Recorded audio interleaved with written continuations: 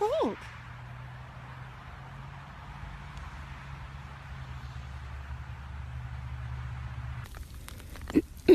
It was all approaching fast, and he had to make quick adjustments to everything he could control in order to avoid the hangar roof and make for the open space beyond the warehouse. The gas valve was stuck. It needed a wrench, but the gondola smashed into the hard ground and bounced and dragged behind the empty balloon across the open space until it finally came to rest only feet away from a gas storage tank.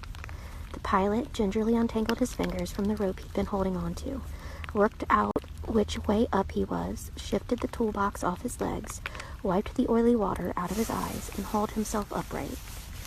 "Well, Hester, looks like we're getting the hang of this," he said. His daemon, who looked like a small sardonic jackrabbit, flipped her ears as she clambered out of the tangle of tools, cold weather clothing, broken instruments, and rope. Everything was saturated. "My feelings are too deep to express, Lee," she said.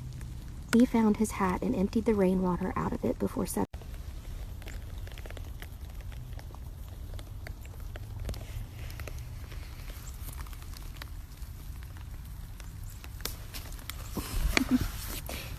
Anyway, where was I? Before in Texas.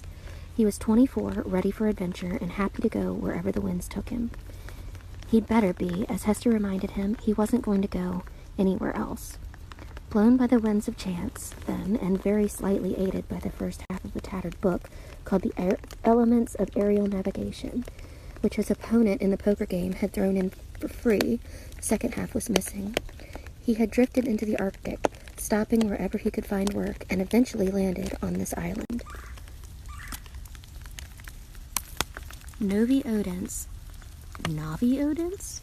How would you guys pronounce that? Novi? Navi? Looked like a place where there was work to be done, and Lee's pockets were well nigh empty.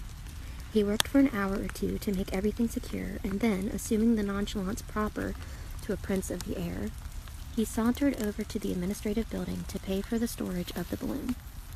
"You come here for the oil?" said the clerk behind the counter. "He came here for the flying lessons," said a man sitting by the stove drinking coffee. "Oh yeah," said the clerk. "We saw you land. Impressive." "What kind of oil would that be?" said Lee. "Ah," said the clerk, winking. "All right. You're kidding. I got it. You heard nothing from me about any oil rush. I could tell you were a roughneck, but I won't say a word. You're working for Larson Manganese?"